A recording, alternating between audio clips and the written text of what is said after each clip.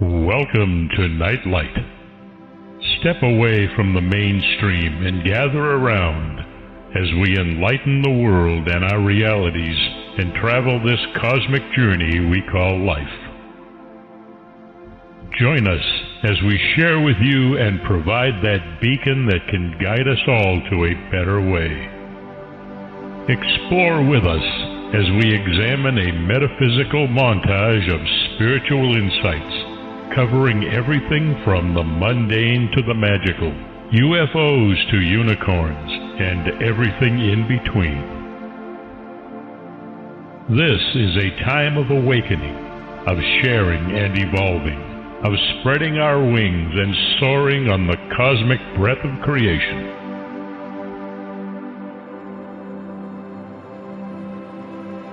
Come and join with other light-minded spirits as we weave our lights together to seek understanding, enlightenment, and with a little luck, some wisdom. This is Nightlight, a reminder that you are never alone.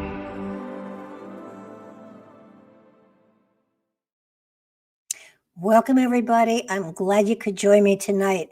And you're going to be glad you joined me too, because I have another spectacular book. You know, I love all the books that I read, that I interview people on, but this one was very special because not only was it enlightening, but it sort of reinforced a lot of the things that I've been having, the thoughts I've been having in my own head.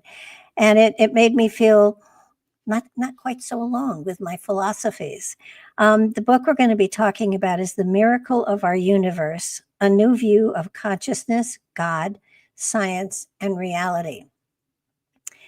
It's a book that is so worth reading. It's just unbelievable. It doesn't necessarily, it's not meant to sway you, but it's meant to give you another philosophy that's out there that might be of interest to you. Bernard Haisch and Marsha Sims explore the frontiers of science, consciousness, and God, revolutionizing our understanding of the universe and what's behind it all. The hypothesis presented in The Miracle of Our Universe is that our seemingly physical universe of matter and energy is actually a virtual simulation that has been thought into existence by a universal consciousness that we call God. Have you ever wondered why and how the world around you came to exist, and whether there might be another experience awaiting you after the physical body dies? Might there be a God and a heaven of some sort, and our near-death experience is real? What is the 0 point field, and is there some place that God could have come from? How does the Big Bang figure into all of this, and is there an afterlife, and what could it be like, and what's its purpose? And what is the purpose of life, and why is hell impossible? I mean, these and many other questions are answered, and I have to tell you, I've already recommended the book to a number of people, and I've had a number come back to me and say, wow, just wow. If nothing else, it will make you think. And that's the important thing. It's not meant to necessarily sway you to one form of reasoning or philosophy or anything, but it shows you the potential of other areas that you can look at rather than black and white. They're grays. And not talking about aliens here, by the way. It was co-authored by Bernard Haisch and Marsha Sims, and Bernard is an astrophysicist. He's the author of over 130 scientific publications, was the scientific editor of the Astrophysical Journal, and is the author of The God Theory and the Purpose Guided Universe. Marsha has a multidisciplinary background. Her past experience includes administrator at Lockheed Palo Alto Research Laboratory, and executive editor at the Journal of Scientific Exploration, CEO Jovian Corporation, and co-author of this book.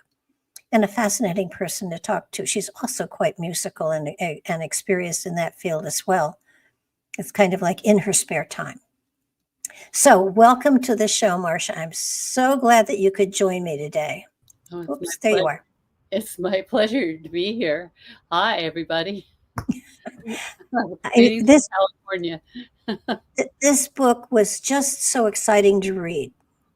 It must have been such a cool experience for you to co-author it with Bernard and get your thoughts down here. It must have been an exciting process as you were going along.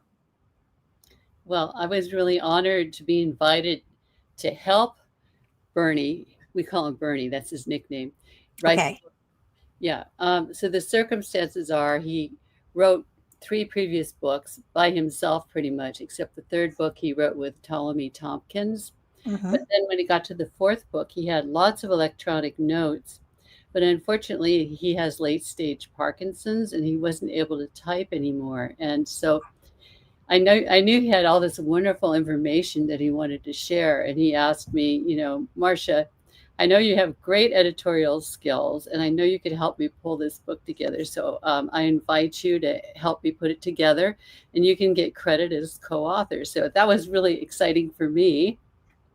And that he trusted me. He trusts me as his life partner, and he still does, even though he's quite ill right now. And I don't know, I'm hoping that there's still time for him, but he is in late stage Parkinson's. He can't interview anymore.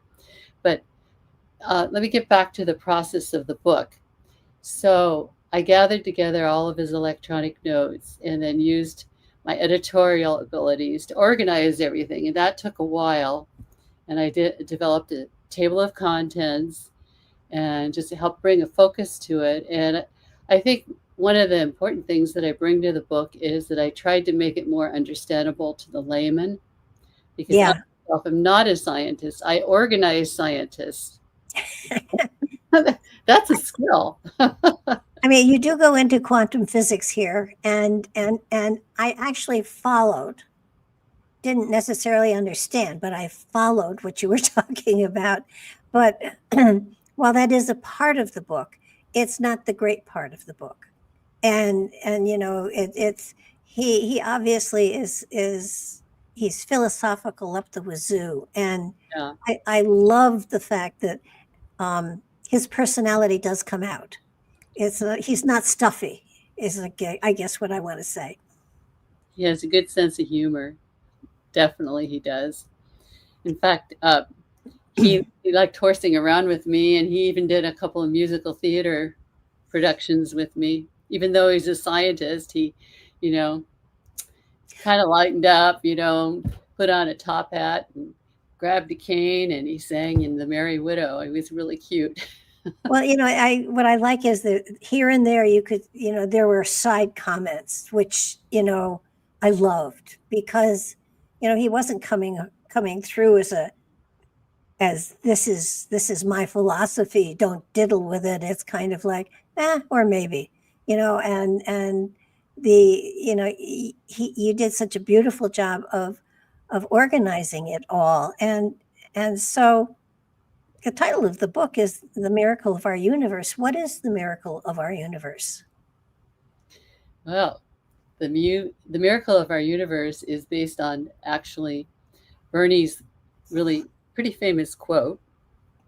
Advances are made by answering questions, but discoveries are made by questioning answers.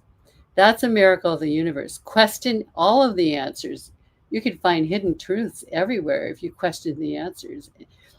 Don't just think because something has been answered that it's really the correct answer or all of the answer. There's always more to learn. So that's a miracle right there. But I guess I would say it has to do with the fact you alluded to, that Bernie and I presented the book not as if it were a dogma, but that they're ideas to consider. And really, he intended this to be a scientific model, the way he treated his other papers. Yeah. So he put together ideas about the virtual reality, cosmic simulation, what is God, what happens to you after you die, what is the afterlife like, what are near-death experiences, what is spirituality, what is Christianity, how do you, I touched upon this, how do you experience an awakening of the heart? And how do you see your past life experiences? So those are all miracles in the universe. But I think that the primary idea is that the universe was created by a vast cosmic consciousness, and consciousness is really all there is. And so we use the term God, but God's not really the traditional God, not that use. It's not a desert patriarch who sits on a throne in clouds and has angels fly around him and sing his praise. Yeah. No, it's God is a consciousness. And we are co-creators along with that cosmic consciousness. We create our reality around us along with God. We learn from God. God learns from us. We're the eyes and ears of God. I'd say that's a miracle too, isn't it? Oh, gosh, yeah. We are sparks of God, and we create reality with God. And God, by the way, I just want to say up front, God is not a he, God is not a she, God is not an it. God is a consciousness. If I use the word he, it's only because traditionally God has been identified as a he, and more Yeah. people can understand the use of he. But I might throw in she some places. Well, maybe he, she. He, she, yeah. I know that I've been involved in the mystical, metaphysical for a very long time. And oftentimes before I've done meditations or led something, if there's been a prayer beforehand, I always start out with Father, Mother, God, because, it's, I interviewed a rabbi, Rabbi Dosick, actually. He's well known, and he wrote a great book.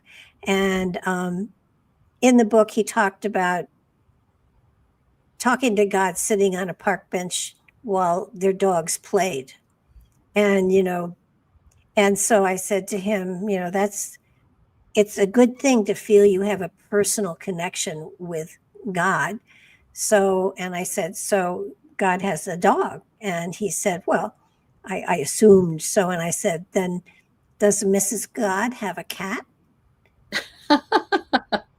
And he sat back and he said, she'd have to, wouldn't she? I said, yes. But I think all animals are sparks of God too. By the way. Oh my goodness, yes, absolutely. Yeah. I'm a cat person, and I have a dog minor. So I think that the aspect of God is something that has bothered me, the way people talk about him and his throne, and surrounding with angels and archangels and everything. That to me has never resonated. Now, a consciousness resonates totally, and so I don't even call God God. I describe it as the divine, because when you talk God, for me, you're talking Norse gods and Greek gods and Roman gods and great spirits and the whole thing. So if I call it the divine, only to take it out of that other category and not limit it to the term God. But for now, for today, for this We could period also of call time, God the source. and the source, another good one. Yeah. Source of all creation.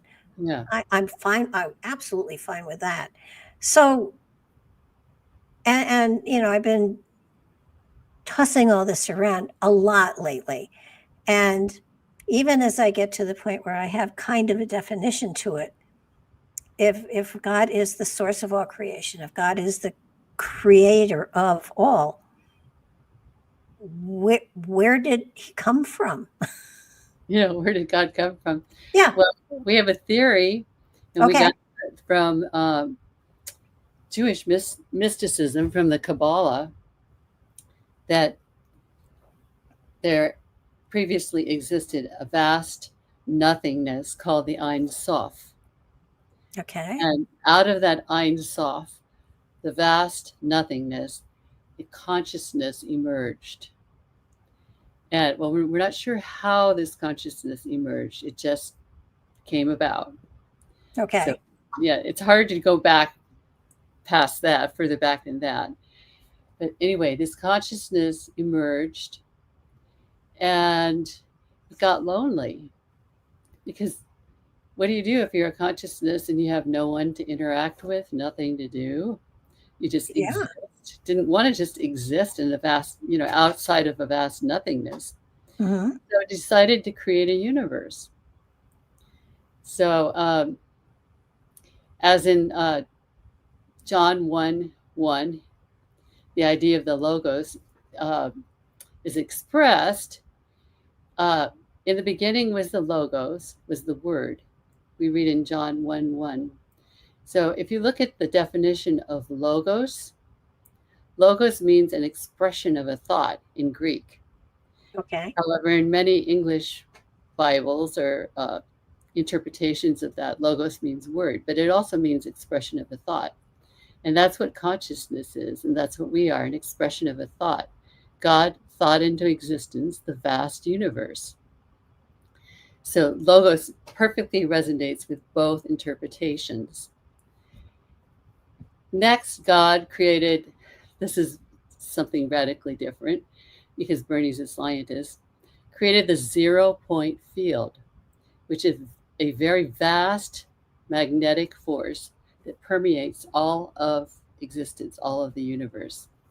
And previously, Bernie was always toying with the idea, well, I have to keep this really scientific. I can't get into the metaphysics of it. But then I convinced him, as he got sick, but I think I convinced him that God used the 0-point energy to create the universe, because it's a very powerful force. And I'm going to tell you more about it in Bernie's idea for his invention later. But we're talking about how did the universe came about first. Yeah. So he used a 0-point field and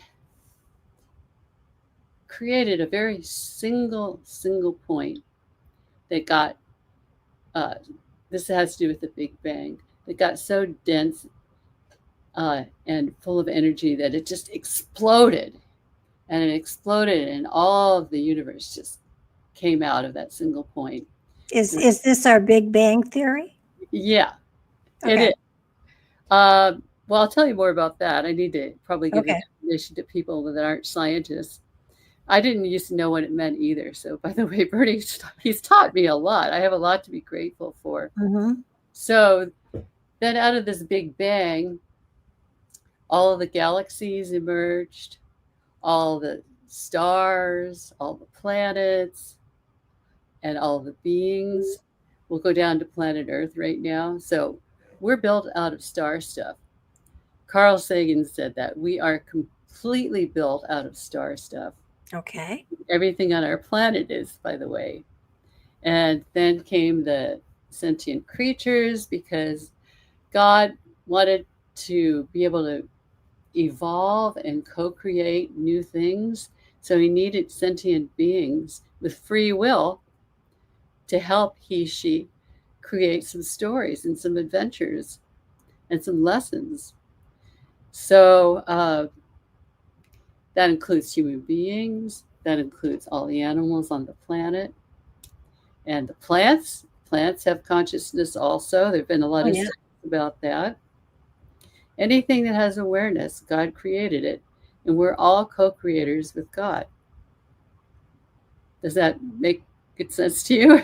Oh no, it does. Except, I mean, I'm fine with the plants and the animals and everything, but why did he create humans? Why did he create humans? Because we're the top of the chain, and I think it has to do with a greater mental power, although we may not be the most intelligent beings in the universe. We don't know. We only know about humans here on planet Earth. There could be alien beings that are way more intelligent than we are. And probably are. Probably are. I'm sure there are, by the way. But here on Earth, we have the most intelligent brain power, and we can co-create reality with God, and we have free will, and we can create all sorts of adventures, and God can learn from us. I think that's why God created humans. If God wants to experience skiing on a slope, God can't, because he's a consciousness. He can't put skis on and, ski suit and jacket and, get his ski poles and shush down the mountain. The only way he can experience it is through us. So the physical reality is a sensation that an etheric consciousness does not have. That's what we believe. But it does have it if it, because we're sparks of God. So that's how God does have that experience through us. Okay. No, that's what I got. From the book, and that as an etheric form, and our spirit, when we pass over, our spirit moves on. The body, of course, doesn't, but the spirit does, because the spirit is a part of that essence, and the spirit is immortal as well. So it's an etheric. It becomes an etheric energy once more, until, of course, it decides to take physical form again and send information back home. Yeah. That's complete. Yeah, we completely resonate with what you're saying. Yep. So in a sense, are we not only in human form, are we sharing physical experiences, but in a way, helping the source to expand upon its awareness of the potential? Because while love is of course it's not physical. Well, it can be expressed that way, but the element of love is an energy in and of itself. So if two energies are sharing love and creating a greater love, then again, that's something that the source could not experience in and of itself. Correct. Although I believe the source, we both believe the source really loves us infinitely. Oh, are we frozen? Uh-oh. Because that's far greater than we're capable of. Yeah, we had a little bit of a freeze there. Yeah, it glitched. It goes in and out. Okay. That's all right. We'll just talk past it. Yeah, you keep talking. I mean, the audio keeps going. Oh. So, so you talked about virtual reality, and that we are living in a virtual reality. How do you explain that? Okay, before I explain that, I just want to also finish up what I was saying about how was the universe created, because I forgot to add this, although you brought up the subject of love, and I think it's really important that I just expand upon it a little bit. Sure. Yeah. So God created the universe with the energy of love, which is not just a warm, fuzzy feeling, but actually a powerful force. Love enhances consciousness in a strong emotional expression, creates inspiration, and an attraction that's binding. And we know that all of us who've had an experience of being in love with somebody, a strong attraction. And that's how God feels towards us too. So the virtual reality. So I guess I should say Bernie took his inspiration from reading the book The Simulation Hypothesis by Rizwan Virk. And he raised the fundamental question of whether we are characters inside a simulated reality that is so well rendered that we cannot distinguish it from physical reality. So Bernie got very interested in this idea, and he talked about it with me a lot, and then I got interested. And he used this idea, being a scientist, a physicist, and an astrophysicist, by the way. He's really interested about how atoms exist and how they interact with the various other particles. And he used the example with me to understand how there could be a virtual reality is consider the atom. We used to think of it as a miniature solar system. This is how I thought of it, and I was taught when I was in grade school. And we thought of it as electrons orbiting around a nucleus, but now it's viewed more abstractly. It's seen as a nucleus being surrounded by electrons that form a cloud of probability. That means you never can really be sure where the electrons might be. And he was really interested in Heisenberg, who saw atoms and elementary particles themselves as potentialities rather than things or facts. They themselves are not real. They form a world of potentialities. So this opens the door for virtual reality. There's this measurement problem in quantum physics that intrigued Bernie.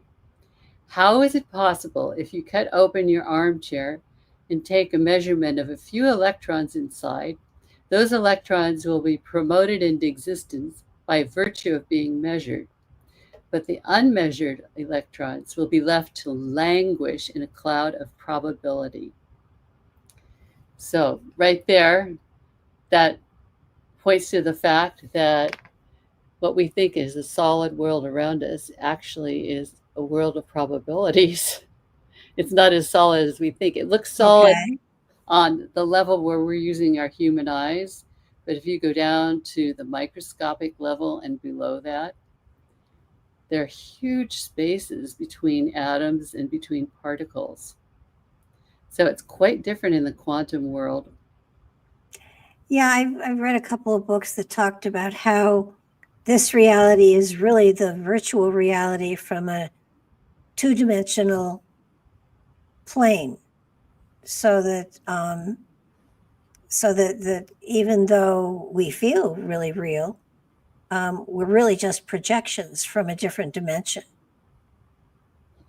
And I don't know, when I overeat and get a stomach ache, it's pretty real. If I cut myself, do I not bleed? Yeah, sprain your ankle, whatever. Yeah. Yeah, I understand virtual reality. I've seen virtual stuff, and it does seem real. It absolutely does. But the reality is that when I take off the glasses, it feels pretty solid under my feet. And I understand if you go down to the molecular level, yes, it's teeny tiny little itty bitty little teeny weeny little quarks or whatever is smaller than that. But and I tell people all the time that you create your reality by your perception of it. So in a way, we are creating our realities by if it's our perception, that in a way we are making a virtual thought pattern into reality by living it. Mm-hmm. That's true. So it's a little quirky. Well, if you think of yourself like a game, inside a video game, I don't play these really very much, but I have. But, you choose an avatar, and the avatar goes through all sorts of trials and tribulations. And, if somebody hits him with a sword or hits him with a hammer, I mean, he falls over. Well, we're inside this projection of this greater consciousness. And so inside this world, it does seem really hard and real to us.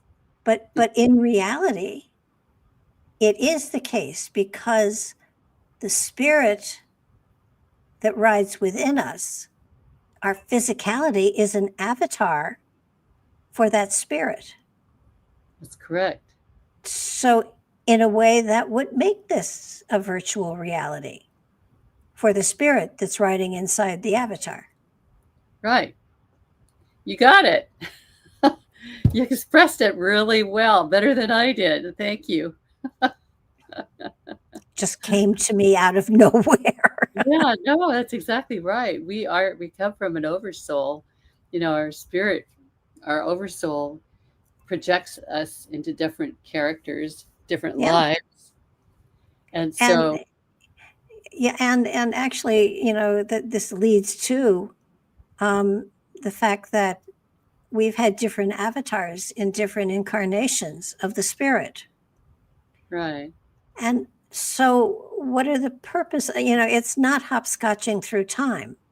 It's not, oh, I'm going to be something, I'm going to be a queen next time, or I'm going to be, nobody actually, puts in for, I'm going to clean stables my entire life. But we've all had that one too. But so what are the purpose of the past lives? And having millions of them, and we probably have had millions of them. Oh, yeah, I don't know how many I've had. I do recall that I had 35 past lives because I had a near-death experience that pulled back the curtain, which I Mhm. can share with you. But I do know that, some of my more recent lives, I even looked up some of them. They were really interesting. I even have a recording of me singing when I was an Austrian operetta singer. Really? 1903, yeah. Can you sing this lifetime? Yes, I'm an opera singer. Oh, wow. I And you trace that back to a time where you were an opera singer. well, I think it's just part of who I am. I think that uh, when I'm in heaven, which is my home between lives, Mm-hmm. I think that I probably sing with a lot of people that love to sing, the beings that sing. I think singing is a beautiful expression of love and light. And it really, to me, when I sing, I open my heart and my soul and I just channel music. So, yeah, I think I'm always a singer, but yeah, my last life I was a singer.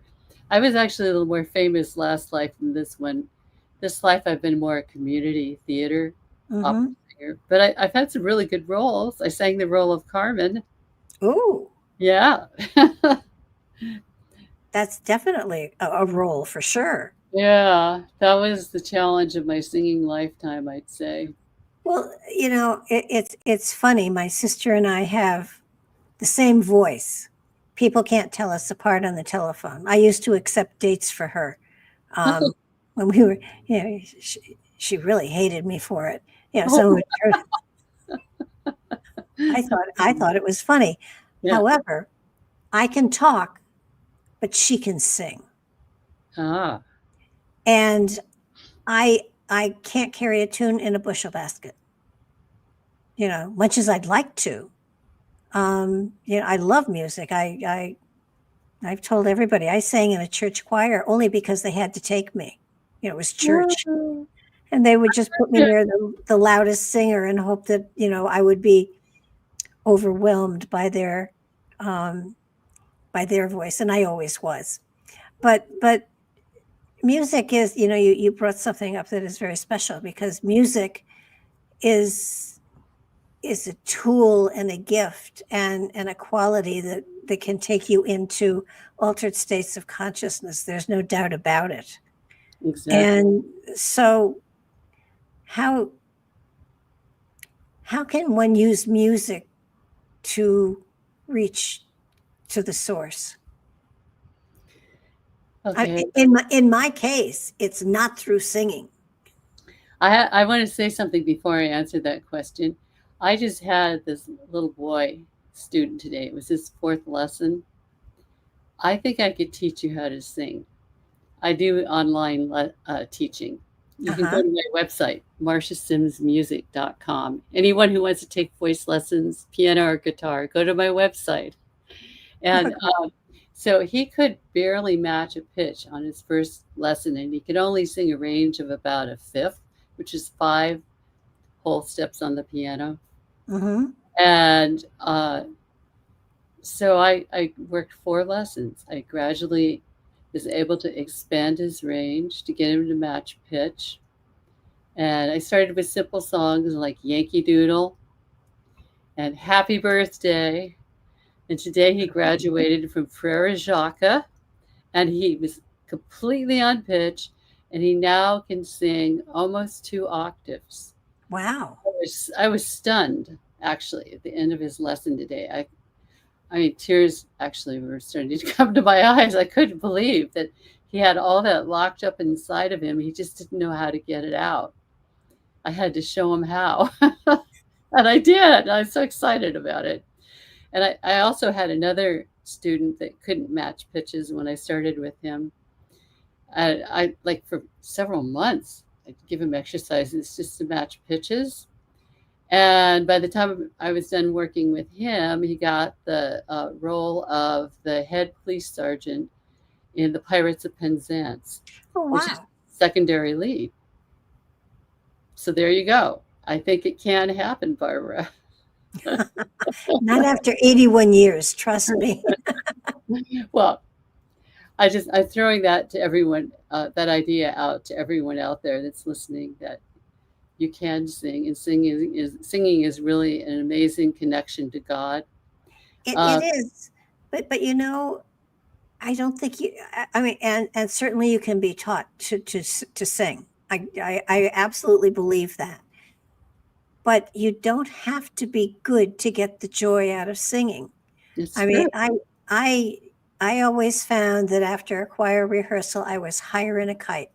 It was just, there was such a joyful feeling of blending first voices together and then with music as well, that it absolutely transcended any feeling of sadness or anything like that. You know, you if you are experiencing that kind of a sharing with other people, you can't help but be joyful.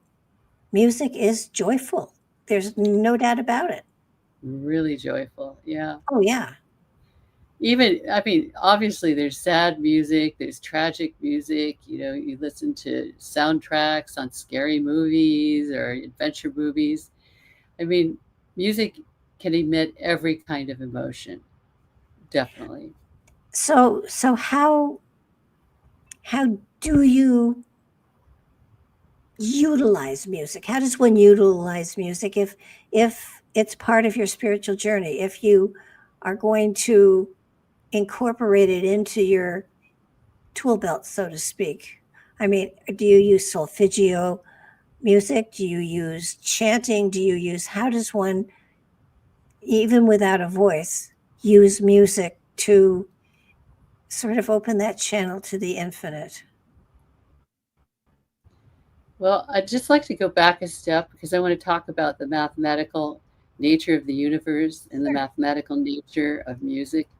Because we were talking about the virtual universe. And so Bernie believes that God uses mathematical algorithms to create the virtual universe. And everything in our reality is based on math. Einstein actually was very interested in the fact that the laws of nature went along so well with laws of mathematics. And so then that ties us to music. So music is really closely tied to mathematics through harmonics.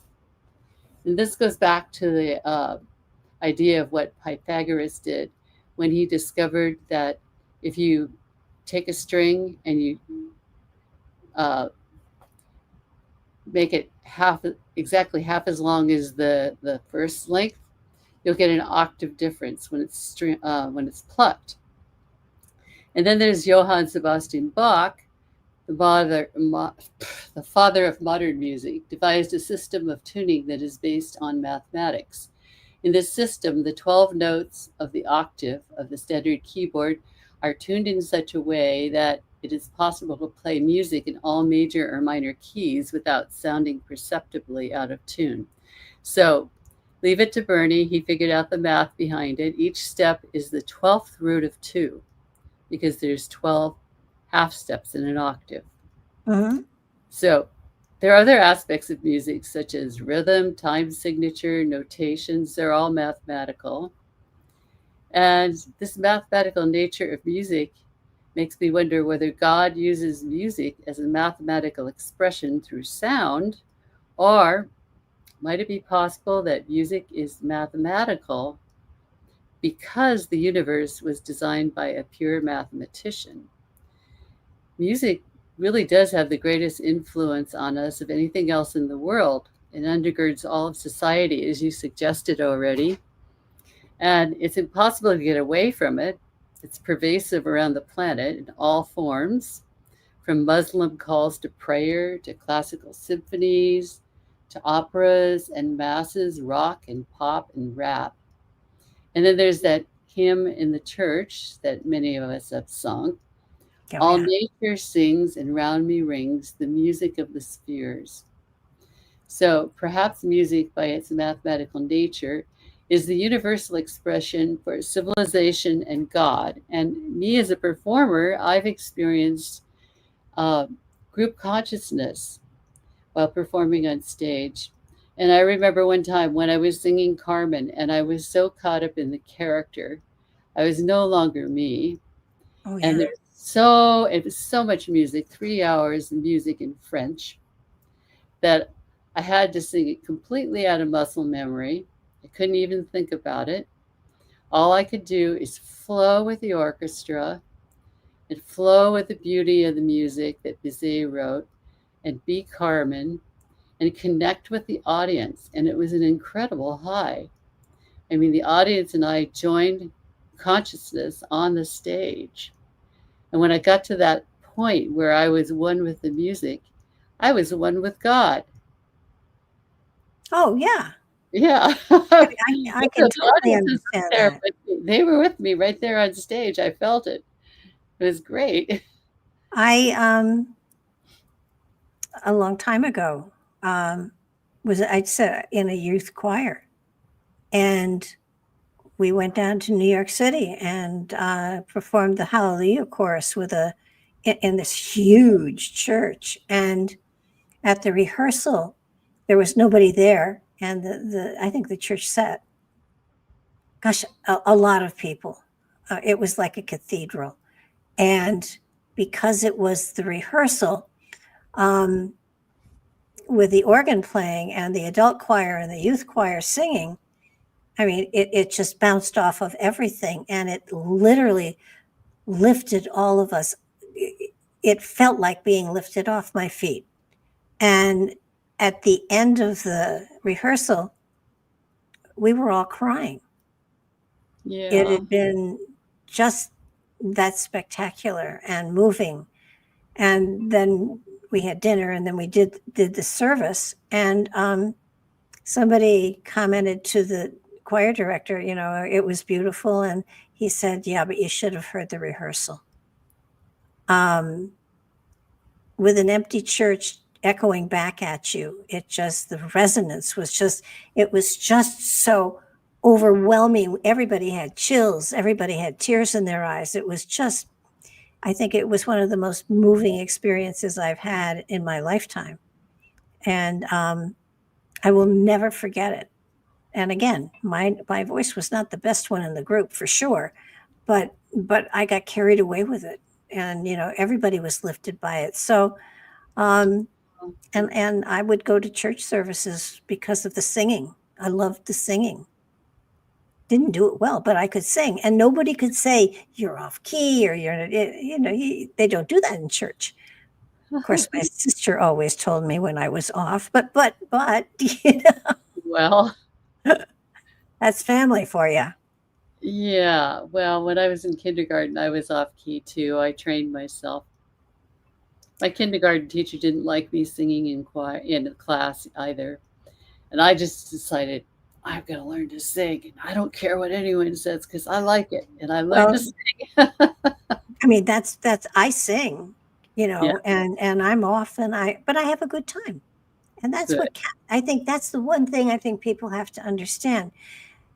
With any creative process you're doing, if you are being creative, you are coming to a greater connection to joining the creator in the act of creating. And therefore, if it's a joyful experience for you, doesn't matter if you're good, so long as you're joyful, it opens that link and that connection to the source. And there's a flow of energy there that is so profound. It's unbelievable. I agree. I've sung the Hallelujah chorus many times, and it really does exhilarate me. Really lifts me up, makes me feel one with God. That piece is special. Oh yeah. Hondo And channeled that. You told me that I, in our conversation. no, I think the creative process is one of the easiest ways to connect with the source. So long as you're joyful in what you're doing, you are connected. And people often say to me, well, I took workshops and I've done this and I've done that, and why have I not become more evolved? And I usually ask, what are you doing creatively? And I said, no, I'm too busy with all my workshops. I'm not being creative. And Yeah. if you're not involved in creation, then you're not a part of it. You're doing something in a physical reality, and you may be doing something really good in the physical reality, but if you're not getting joy from it, you're not connecting to the infinite. Because and again, you don't have to be good, you just have to take joy from it. And so if indeed we are part of this whole cycle here, how come bad things happen to good people? Well, that's an age-old question. I know, I had to throw it at you. I know. Um, I got that idea from talking to my chiropractor. I asked him, I told him that Bernie and I were writing this book, The Miracle of Our Universe. And I said, do you have any subjects you'd like us to cover? Because we're looking for ideas to Yeah. research and talk about. And so he threw that question at me. Why do bad things happen to good people? So it's kind of perplexing, and it's definitely heartbreaking. Yeah. But there is an answer in the God model, because remember, we are sparks of God's consciousness, and we're temporarily inhabiting our virtual bodies. So we have a long road ahead of us, and we've had numerous lives in the past and numerous lives to come. And it could be the case that we have a karma to reckon with. Karma is destiny that you earn through your activities or your actions or your behavior. When we behave kindly, this is an example of a situation where you earn good karma. And the good things that come to you may not be right away. They might be in the future. They could even be in a future life. Yeah. They will come to you. If you have negative karmic debts to pay, that could result in some bad things happening. So I guess that's our answer to why bad things happen to good people, that there's probably some karma to pay off, or possibly that you need this learning experience. I think, when people come to me for readings or for whatever, and they say, I've been a good person all my life, I've done this and all, chaos follows me around, and bad things happen. And I said, are you sure they're bad? And it's like, yeah, I'm sure it's bad. And it's like, in my philosophy, this is philosophy according to Barbara, if bad things happen, you should be excited, because what it means is you've grown so much that it's time for you to move to the next step of evolution. And this is your stepping stone. You get through it, and you get to the point where you have gone beyond it. And it's your way of, it's the universe's way of saying, congratulations, take a step up. And that's all it is. So if you have a lot of bad things happening, congratulations, your spiritual evolution is just unbelievable. Don't complain. You should be excited, because this is the universe's way of saying to you, well done. Here's your next step. Yeah, that's well put, Barbara. That's good. That's also a very good answer to that question. It's a Well, great. it kind of, when somebody calls them is hysterical because they lost their job, I say, oh, that's great. You didn't like it anyhow. You didn't have the brains to quit when you should have, so the universe arranged it. So now let's get on to the better stuff. Yeah, I have to give the example of something that I thought was horrible that happened to me. I was working for an internet company, and I got laid off, and and the owner was going bankrupt, by the way, so the Oh, whole company geez. was crashing. Yeah, it was very devastating because I'd really put a lot of energy into that job. And at the time that it happened, we went and filed. Bernie and I both worked for the company, and we went down to the court and filed bankruptcy, and tried to sue the company, but the owner didn't have any money because he went bankrupt. Oh, geez. So seemed like a really horrible thing, but you know what happened? It turned out to be the best thing that could have happened to me, because I got unemployment for a couple of months, and it gave me time to set up my music teaching business, which is what I had always wanted to do. But when you start a music teaching business, it starts out small and it has to grow. Yeah. And it takes a while for it to expand. And then before I knew it, I found a music teaching job with a traveling music school, and I went out to schools and I taught children.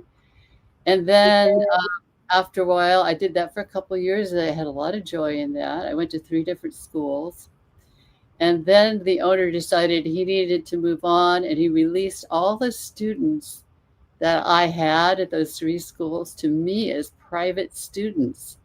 So I got to take all of the money. I was only getting part salary because I was working for this music school. All of a sudden, my income tripled. And yeah, so that wasn't bad at all. I just didn't know the outcome. God was blessing me. A long time ago now, I was doing spiritual work, but still teaching school. I was a special ed teacher. And people kept saying to me, oh, you should do the spiritual stuff full time. And, you're good and you're wonderful and all that. And I said at the time, you're crazy. Do you have any idea what I'm making and all of my perks when I retire? If anybody's interested, I will certainly do this work full time, because it is the love of my life. And I said, when I retire, I will do it full time. One time too many. I had a car accident. I was forced into early retirement in my 40s. And wow. since then, I have been doing this work full time and getting such great joy out of it. And because of the accident, I got my pension early. I got retirement. I got my Social Security disability. I mean, it was really hysterical, because by the time everything was done and settled, the checks that I was getting equaled my last paycheck. Wow. The same thing, it was. And so I caution people, if you really are uncomfortable and you really think you should be doing something else, I suggest you get on with it rather than waiting for the universe to decide for you. Because, because of the accident, I have vertigo, and it's not bad, but it was at first. And I jokingly said to my mother once that I was going to check out rug companies and see if I could get to work for them. And she said, why? And I said, I end up on the floor so often, I might as well earn money while I'm down there and check the pile on the carpet. But it all works out. It does work out. And so long as you are not malingering and not trying to, bilk the government for whatever is out there, it was the car accident was frightening. And I had my mother in the car at the same time. And I remember saying to her, do you have your nitroglycerin? And she said, you can't blow anything up with it. I said, no, no, no, no. I don't want you to have a heart attack. Just hold on to the bottle, while they drag us off the bridge. And it was not a pleasant experience, but I got so much from it. And not financially as much as the opportunity to do what I love to do the most. Mm-hmm.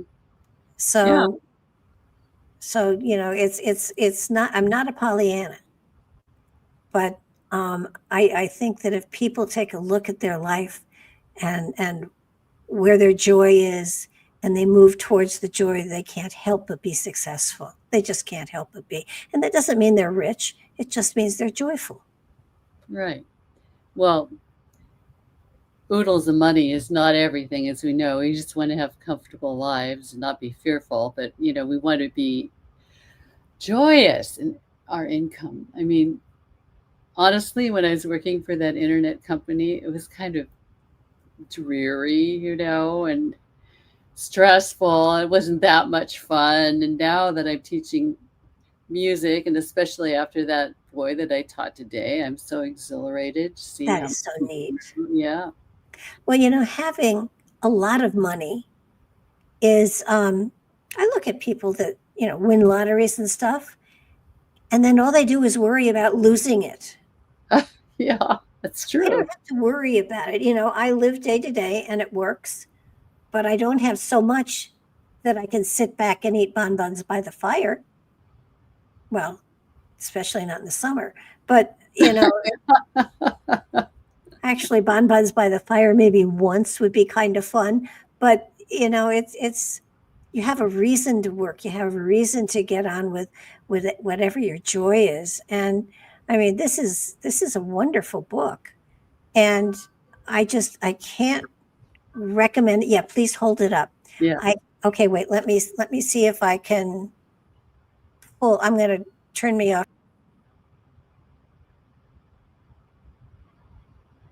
Okay. Got the picture of it? Yeah. I just think put my web address in the chat. Can you do that? Sure. Yeah. If I put it, okay. So we have a website for the book. It's www.themiracleofouruniverse.com, just like the book. And I have to tell everybody, and I don't really push books often. I'll say it's a good book. I enjoyed it, but this is a book everybody should get, because the information in it is so thought-provoking, is so enlightening. It will stretch you. You may not agree, but that's okay too. If it makes you think, that's even better. But the information that is in the book is fabulous, and it presents you a platform to grow from, to reach from, and if you're on a spiritual journey, this is a must-have. There's no doubt about it. It's really that good a book. Wow. I'm so grateful that you appreciate it so much. It means a lot to me, Barbara. It really does, because we put our heart and souls into it. You can tell. Yeah. You can tell. Now, is there going to be another book? I don't know. I would like to write a book about the joy and the power of music. And Bernie says he has another book in him. So I don't know if it's going to happen or not. He is actually on a current revolutionary clinical trial using Ambroxol. Ambroxol. Yeah, they're In the UK, at the College of London, they're in phase 3 of the clinical studies, and they're seeing positive results. So, an angel gifted us a supply of Ambroxol that we're trying.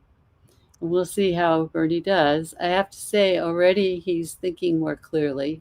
He's been taking it for a month. I would think there's at least another book here. I mean, between the two of you.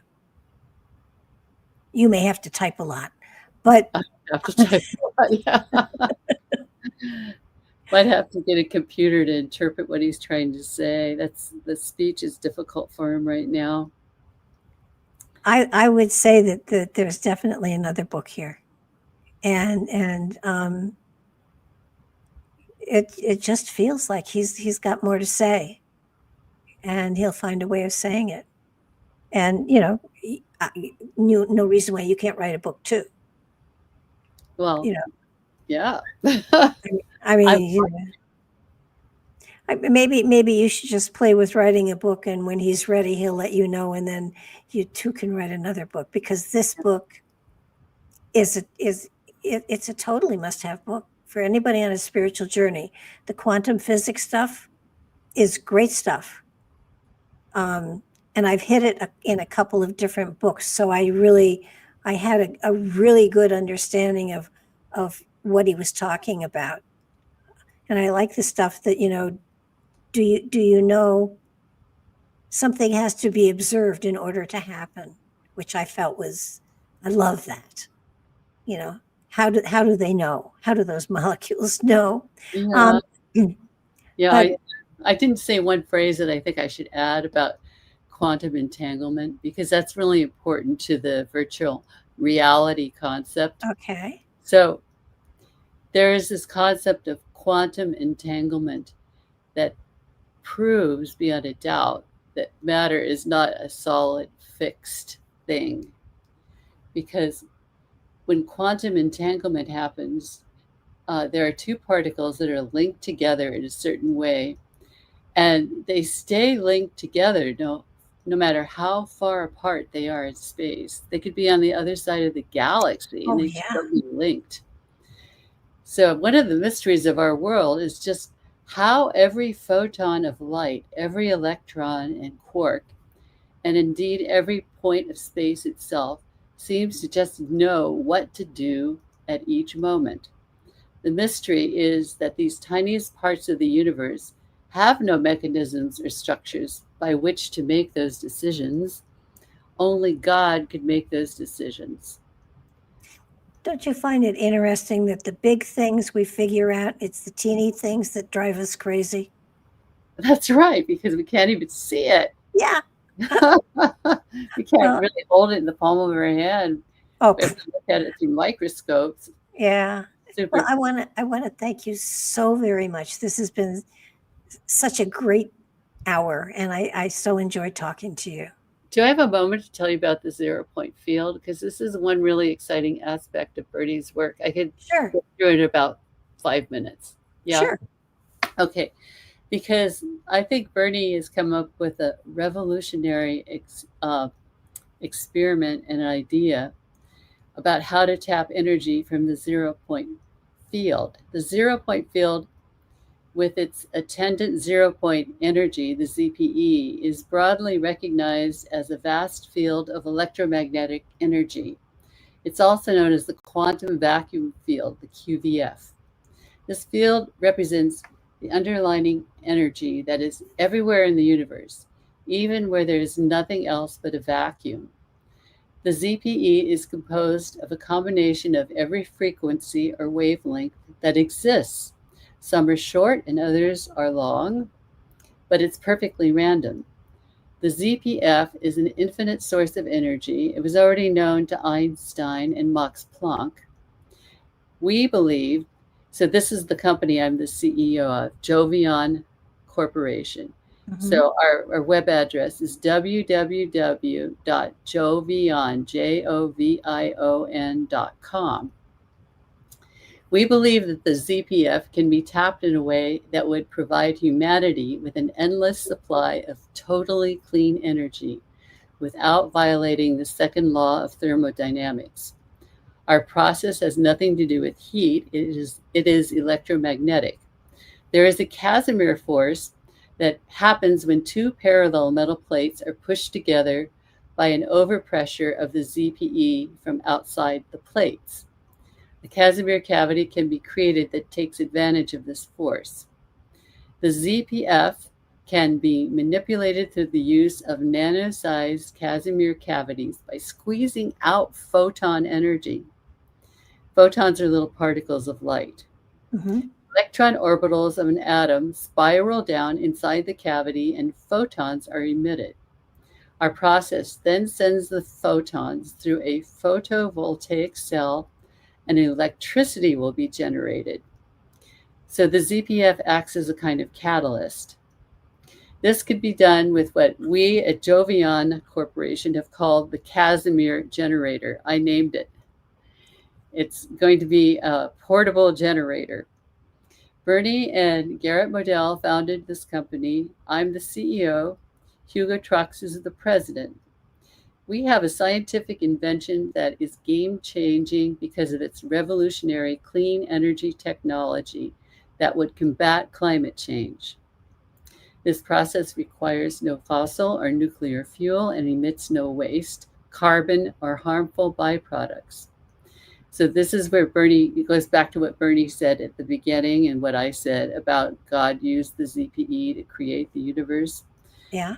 The ZPE may be an expression or thought of God. So this underlies all matter, and there's energy that pops into and out of existence in our reality. New Age beliefs, I do have to say, the New Age beliefs sometimes misinterpret the ZP as being God, but no, Bernie and I believe it's an expression of God, and God created it. So remember what I said in the beginning, that the Logos or the Word was with God, and the Word was God?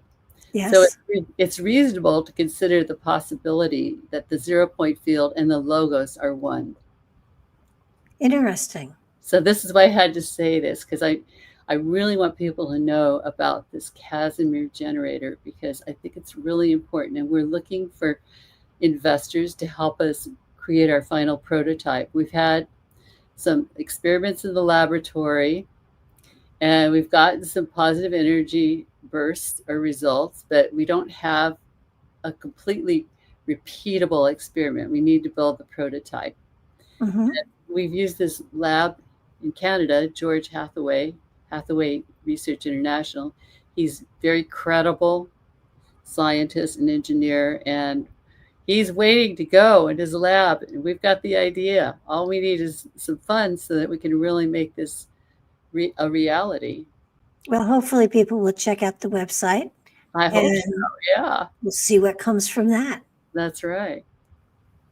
So thank you for letting me talk about it. Oh, now I've intrigued you, I hope. No. And I do thank you again. It's been a true joy to have you on the show, and keep me posted. Okay, Barbara. Take care now. For inviting me. I really appreciate the opportunity.